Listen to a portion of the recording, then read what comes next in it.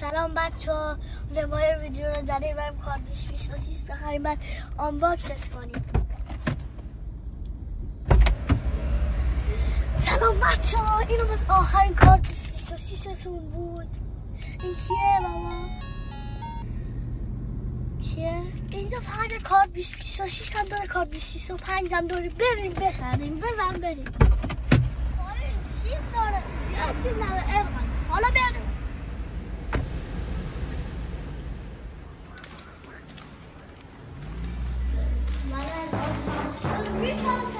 بچه‌ها این اگه گفتید اسمش چیه؟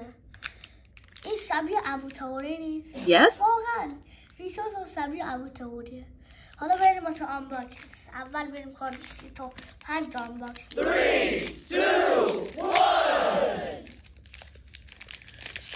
بچه‌ها رونالدو روی عکس.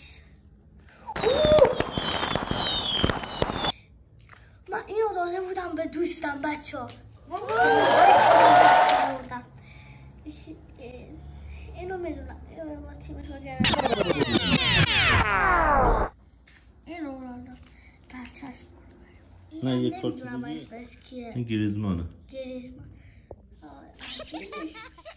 فقط این رونالدو من اینو میشناسم از تیم پرتغال و اطلس. حالا میریم واسه اصل جلوتر کارت 2026.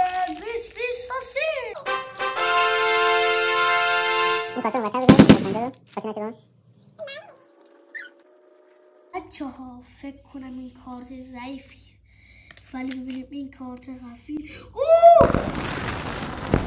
چه کارتی دارم؟ 3 تا از اینا دارم.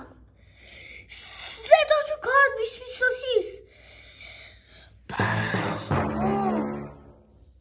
اینم همینه. اینو فکر کنم دارم. ببینیم این چیه.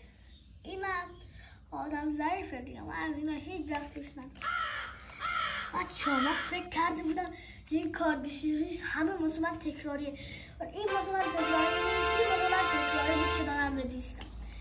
بلکه کابر رو از دوستم گرفتم. تو ماشین جا گذاشتم کاملا من.